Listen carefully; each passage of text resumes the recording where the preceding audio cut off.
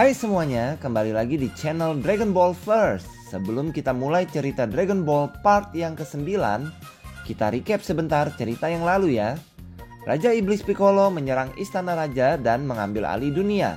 Sementara Goku mencari kekuatan baru dari Menara Korin untuk melawan Piccolo. Tapi Tenshinhan yang terlebih dahulu menemui Piccolo. Namun dia tidak berkutik dan hampir kalah. Sampai akhirnya Goku tiba dan menantang Piccolo. Terjadi pertarungan hidup mati antara Goku dan Piccolo yang dimenangkan oleh Goku. Akhirnya dunia selamat dan Goku pun berangkat bersama Yajirobe ke Menara Korin.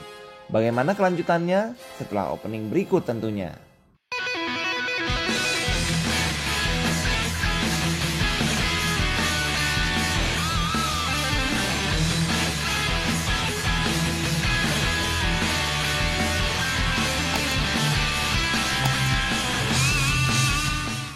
Goku akhirnya tiba di Menara Korin bersama Yajirobe. Di sisi lain, Bulma melalui pemancar radio mengumumkan bahwa Raja Iblis Piccolo telah tewas. Berita pun tersebar di mana-mana dan disambut ceria oleh para penduduk dunia. Termasuk King Fury yang bahagia karena dunia selamat dari kehancuran. Di belahan sisi dunia yang lain, seorang nenek sedang mencuci pakaian di sungai. Dia melihat telur besar dari Raja Iblis Piccolo sedang mengapung di aliran sungai. Lalu dia memanggil suaminya untuk mengangkat telur tersebut. Lalu telur itu pun menetas dan terlihat anak dari Piccolo di dalamnya, mengeluarkan aura yang sangat jahat. Goku kembali pulih dari luka-lukanya saat menghadapi Piccolo, karena Korin membantu memulihkannya. Korin mengatakan bahwa ia berterima kasih kepada Goku yang mampu mengalahkan Piccolo, namun sedih karena Dragon Ball telah musnah. Goku pun geram karena tanpa Dragon Ball, Kame Sennin dan juga Krillin tidak dapat hidup kembali. Lalu tiba-tiba Korin teringat sesuatu bahwa mungkin ada cara lain untuk menghidupkan kembali Dewa Naga, yaitu langsung menemui si pencipta Dragon Ball langsung, di mana lokasinya tepat berada di atas Menara Korin. Namun untuk sampai ke sana diperlukan tongkat ajaib memanjang milik Goku. Karena baik pesawat ataupun Kintown tak akan ada yang bisa mendekati lokasi sang pencipta Dragon Ball. Lalu Goku pun panik setelah dia menyadari bahwa dia kehilangan tongkatnya. Karena tidak tahu di mana, dia bertujuan untuk bertemu peramal Baba kembali supaya memberi petunjuk di mana letak tongkat ajaibnya berada. Setibanya di tempat Baba tidak perlu waktu lama. Baba langsung memberikan petunjuk lewat bola ramalnya supaya Goku bisa mendapatkan kembali tongkatnya. Lalu terlihatlah kediaman Kame Sennin di bola peramal.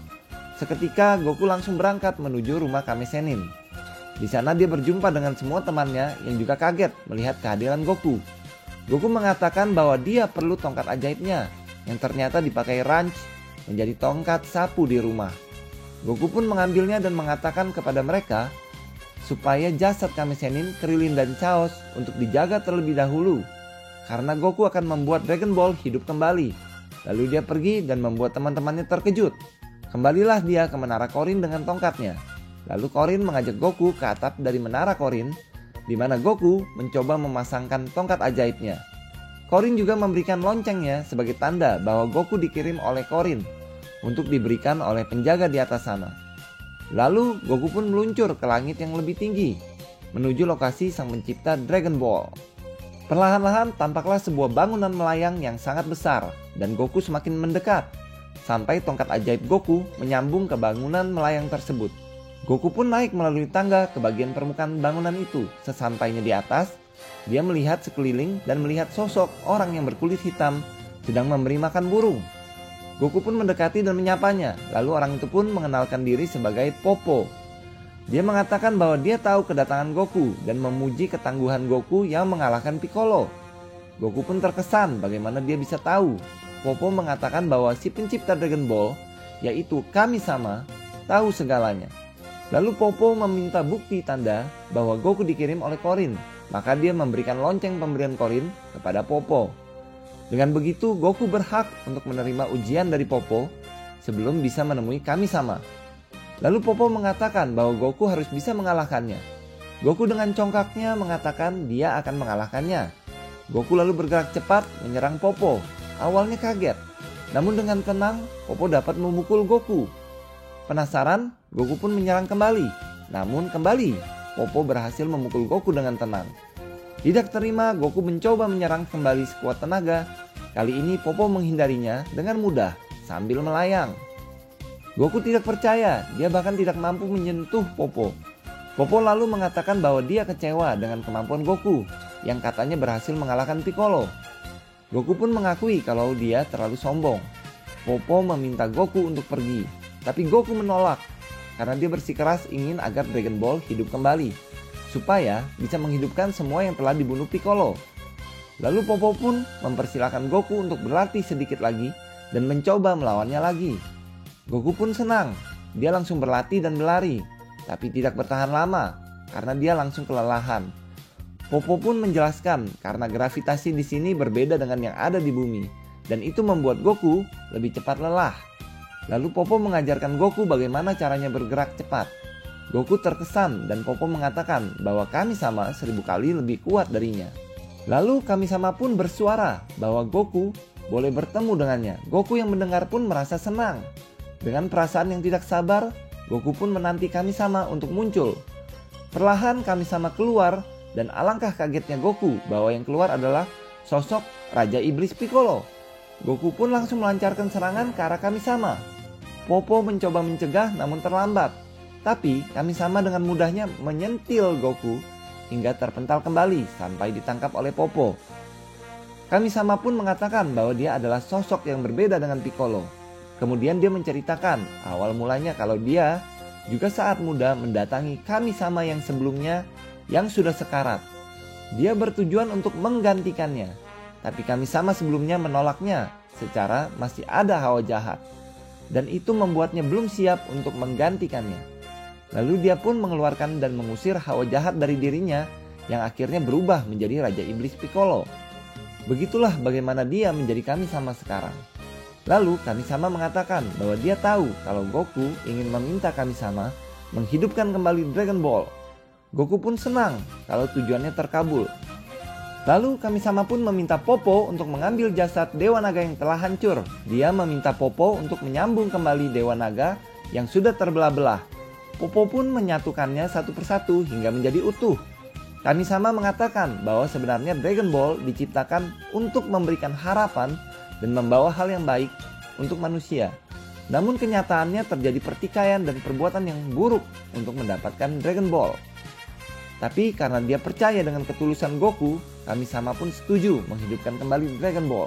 Dengan sebuah sinar, dia menembakkan ke arah Dewa Naga lalu terbang ke angkasa. Kami-sama mengatakan bahwa Dragon Ball telah kembali hidup sesuai dengan yang Goku minta. Kemudian Kami-sama melarang Goku untuk meninggalkan tempat itu. Dia mengatakan bahwa Goku harus berlatih karena Raja Iblis Piccolo juga sudah menyiapkan anaknya untuk membunuh Goku. 3 tahun mendatang, Goku harus siap menghadapi anak Piccolo di turnamen dan membunuhnya. Goku jadi semangat dan siap untuk berlatih. Tapi kemudian dia minta izin terlebih dahulu untuk ke toilet. Dan itu membuat Kami-sama dan Popo kaget. Setelah itu, Popo pun mengatakan bahwa Kami-sama bisa mati kalau anak Piccolo mati. Karena mereka adalah satu kesatuan. Kami-sama mengatakan kalau dia tidak bisa membunuh dirinya sendiri. Karena itulah dia membutuhkan Goku yang kuat untuk mengalahkan Piccolo. Dari rumah Kame Sennin, Bulma terkejut melihat bola naga yang tadinya berwujud seperti batu kembali menjadi bola naga yang bersinar. Dia membawa seluruh Dragon Ball ke hadapan yang lainnya. Lalu seluruh Dragon Ball dijadikan satu dan langit pun berubah menjadi gelap. Dewa Naga pun muncul ke atas langit. Sementara semuanya terpukau dengan kehadiran Dewa Naga kembali. Dewa Naga mengatakan bahwa Goku lah yang meminta Kami-sama untuk menghidupkan kembali dirinya dan akan kembali 3 tahun mendatang di turnamen Tenkaichi berikutnya. Lalu Dewa Naga menanyakan keinginan mereka. Yamcha mengatakan keinginannya supaya seluruh korban Piccolo dihidupkan kembali. Lalu satu persatu dari Krillin disusul oleh Kame Sennin kembali hidup, termasuk Chaos yang langsung disambut oleh Tenshinhan. Bukan hanya mereka, seluruh peserta turnamen Tenkaichi yang pernah menjadi korban Piccolo pun kembali hidup. Setelah itu Dewa Naga pun pamit menjadi Dragon Ball yang tersebar ke seluruh dunia. Krillin pun bertanya apa yang terjadi, maka diceritakanlah segala kejadian. Sampai mereka berkata bahwa Goku sedang berlatih di tempat Kami-sama. Kame Sennin yang mendengarnya pun terkejut karena Kami-sama adalah dewa. Berarti guru Goku adalah dewa itu sendiri. Yang lainnya pun jadi semangat untuk berlatih dan bersiap menghadapi turnamen Tenkaichi 3 tahun mendatang. Semuanya berlatih sangat keras mendengar Goku yang juga berlatih keras. Sampai nantinya mereka semua akan bertemu kembali. Begitulah cerita Dragon Ball kali ini. Tentunya akan kembali dengan cerita yang lebih seru, di mana Goku sudah beranjak menjadi remaja dan bertemu dengan Piccolo yang akan menjadi lawan tangguhnya. Tetap ikuti Dragon Ball Verse untuk cerita selanjutnya ya. Sampai jumpa dan terima kasih.